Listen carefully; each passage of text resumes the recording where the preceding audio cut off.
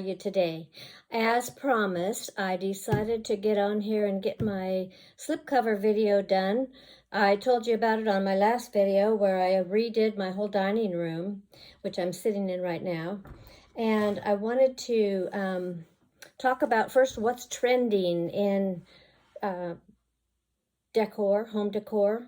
And I was noticing that people are starting to use Scotchgard again on their furniture. That's a spray that repels any kind of stains and things like that. But Scotchgard, I wanted to see if we could find a different alternative for it because it can be very unhealthy for you and your family. And that's why one of the reasons I like to go and do slip covers. I slip cover a lot of things so that I can take it off and wash it or even change it to a different fabric. So one thing is I thought of an alternative for Scotchgard. Now I used a drop cloth. I had two 9x12 drop cloths that I cut for these chairs. I covered the chair seats for the two chairs on the ends, and then I made 4 Parson's chair slip covers. But I was thinking, if you have a busy family and you can't afford to get the Krypton fabrics or the indoor-outdoor fabrics, which are really strong repellents for any kind of stains, you can just really beat them up and nothing will happen to them. That's a very pricey fabric. It's usually over $100 a yard. But if you have a family and you were thinking of using Scotchgard, I say don't do it. It's not healthy. It's like you know, you're overloading your body, your liver, everything, and there's going to be long-term side effects. So I got this tablecloth at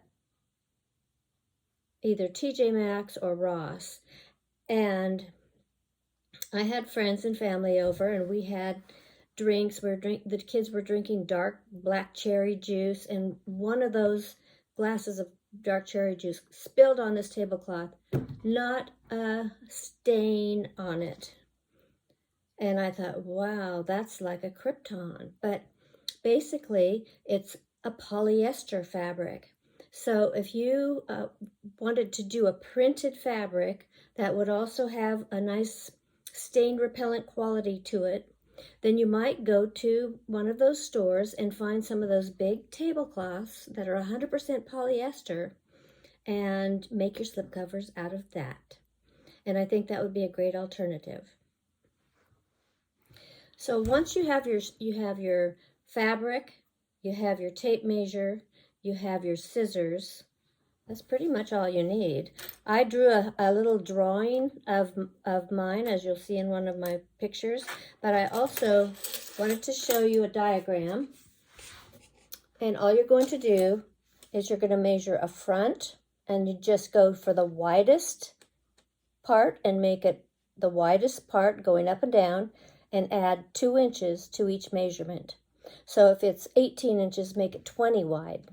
And the same with the seat. Even if it's a tapered seat, make it the widest part plus 2 inches, and going to the back, add 2 more inches, because you're going to want to have some give, because when people sit down on a slip cover, it will pull a bit depending on their weight and how far they sit back, and it could pull it apart. So you want extra give in the seat area back here. And then you're going to measure the back from how long you want the back, and you're going to stop wherever you decide to start the skirt. I started my skirt started it right here. I started it right just below the top of the seat and came down. So think about how long you want your skirt, if you want a short one, or if you want to put like just a band around your seat and then add a ruffle, you could do that. But measure going down, and don't measure the exact amount here. What I did was I took the long side of my drop cloth and cut it out on the side that was hemmed. So I had a couple of chairs that I didn't have to really do a hem on them, and it just saved me some time is all. I'm always looking for quick and easy ways to do things that are efficient and family friendly. So if you're getting ready for the holidays and you need a little update on your chairs, here's a quick and easy slipcover chair seat tutorial, and you can be ready, like you can make these in one day. We start by putting everything on inside, like that. And this.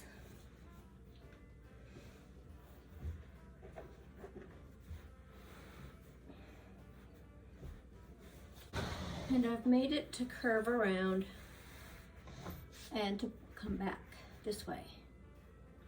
So the next thing we do is we pin it.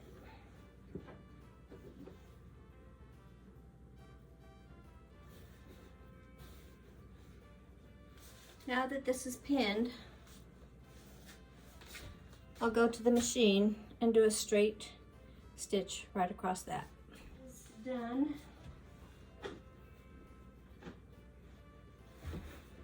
Pull it down, like that.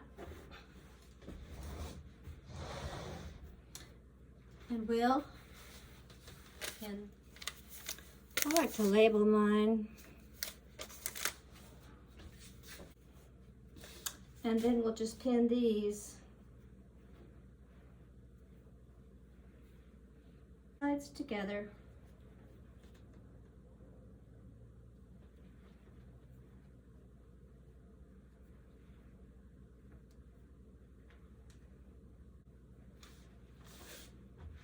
So we've got that pinned, and now I'm going to go sew that.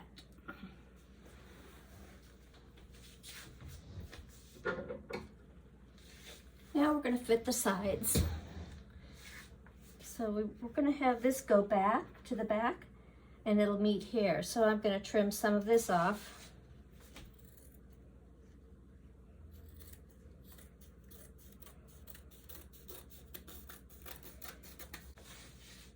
We're going to make a pleat. Let's see. I like to push it down here and come over like this. So we have a nice little tuck right here.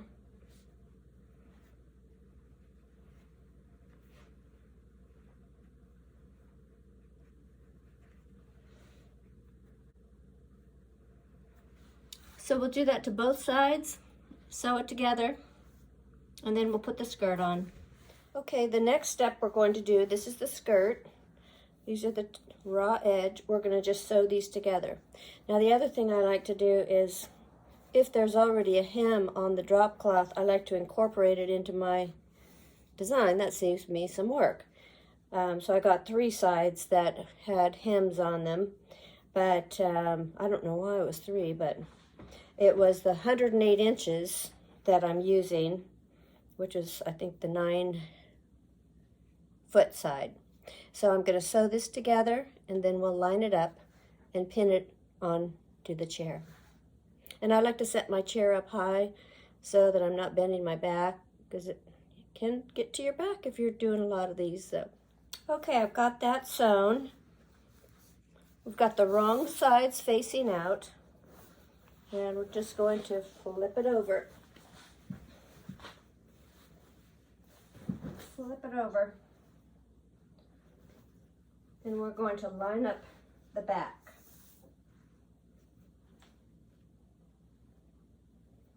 And it's up to you if you want to flatten this with an iron, but you can certainly do it with your fingers and a couple of pins and iron the whole thing later. So at this point, we're just also trying to get it to the right height. So I'm going to go ahead, get all the sides, the flat sides,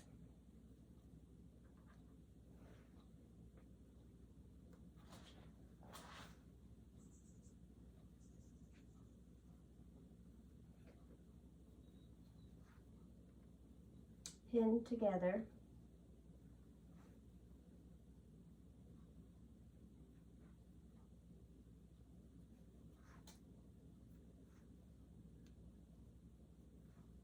once I get the back centered and pinned, I like to come up here and make sure I've got my seat cover lined up.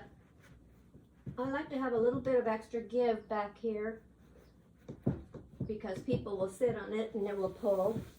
And I've just trimmed this so it overlaps just a little bit. And on this particular drop cloth, I do have a seam here. So I'm going to go ahead and center that.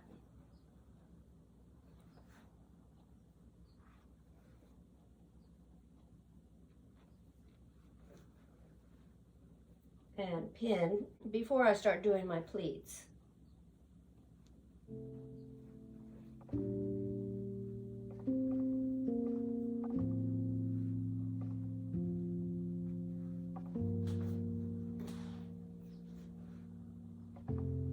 And again, we're checking for our length here of our skirt. And then I'll go to each side. And I'm going to pull it out like this to find your center and go ahead and get that lined up.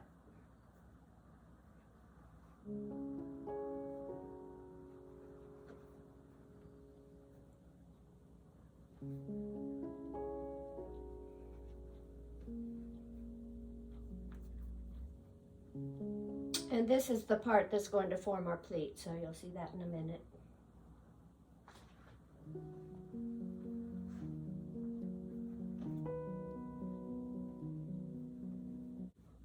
And by centering all of these parts, the sides and the front and the back first, and getting those pinned, then you'll have a pretty good idea of how much you have here that's going to form your pleat.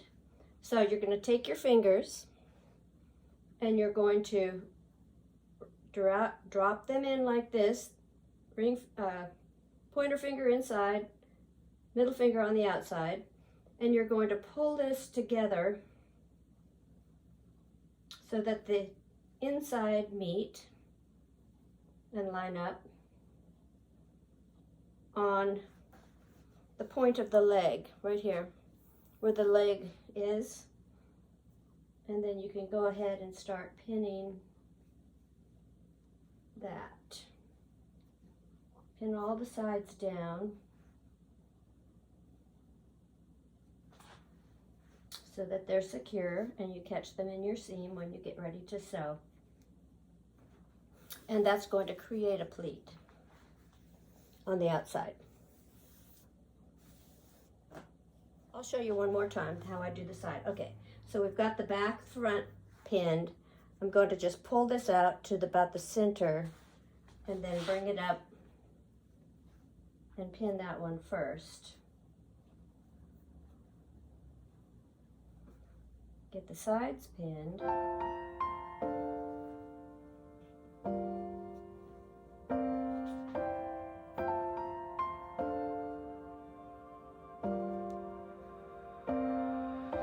You see mine's up a little bit high, so I did get that one up a bit too high, but it's still going to work out.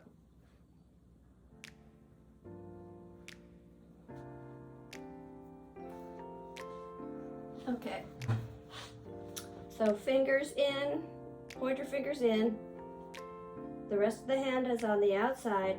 You're going to pull those corners, pull that inside in, so you have your pleat formed.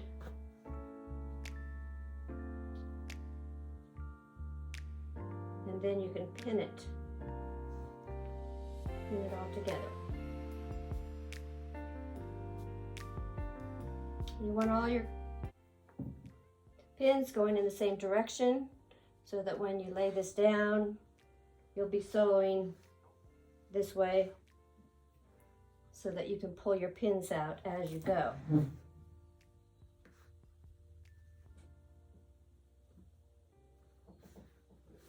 So there's your front pleats. I did cut that one a little bit short,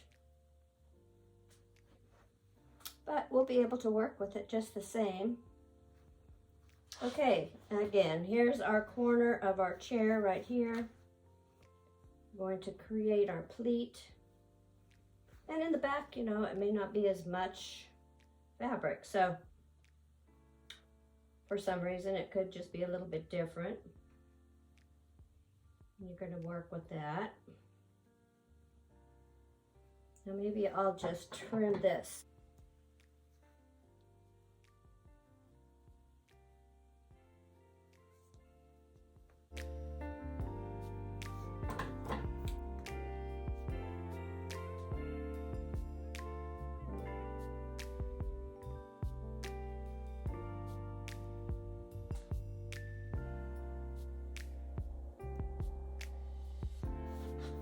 Okay, so we've got our entire piece pinned. Let me get another pin in right here.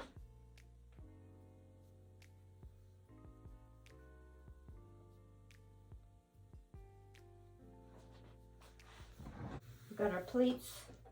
Our length is good. And our seat is nice and smooth.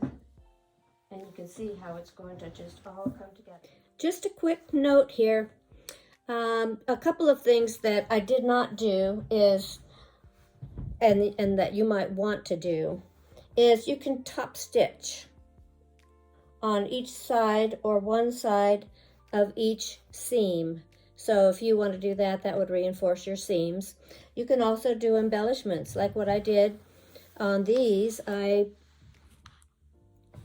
added some fabric paint. I stenciled these with some fabric paint, which is going to be permanent and it won't wash out when I wash them. So that's another one. I mixed a couple. I added the little crown to this one. So I did different types of stencils. I found some on Amazon and some I already had, like this big one I got those at Michael's, and then I got some of these little ones at online. So you can do that. You can do it prior to putting the whole thing together like I did, or you can take it, and if you embroider, you can do a beautiful embroidery on there and make them really personal. Maybe put your initials on each seat and make them really classy. And so there's other things you can do, like down at the bottom where the pleats are, you can do a embroidered X going across the top of the pleat, which I think would be really a pretty design. So let your imagination flow and just have fun with this design. It's open to so many possibilities, and please don't expect mine to be perfect. They never are. I'm never perfect. So if you're a perfectionist, then do your own thing and take your time. Okay, at this point, I'm just going to mention that if you don't want a long skirt, you can measure your skirt and just make it shorter and still do the pleat, or you could even add a little ruffle to the bottom. I've seen that and it's really cute. So it's up to you if you want the longer skirt. I just decided to go for the longer one because my legs are dark on these chairs, and I just painted my other chairs white, so I want them to kind of look nice together.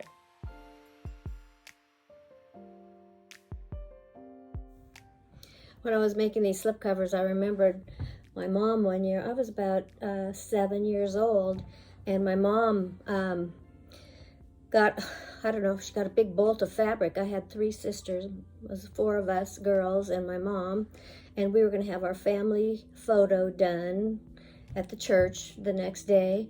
And Mom worked full-time besides, but she stayed up until after midnight sewing all of us pinafores or jumpers out of the same fabric. So all 4 of us girls plus Mom.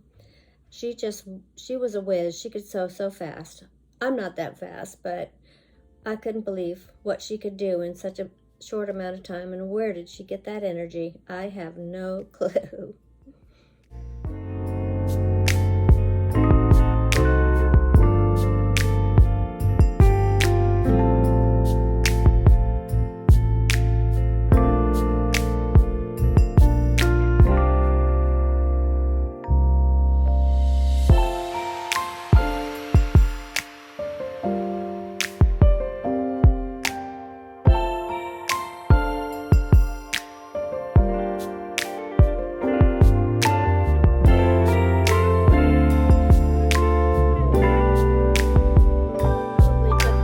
It probably took me about 3 days to do my slip covers because I was really taking my time and just videotaping and making floral arrangements and all that. So I'm sure it won't take you that long.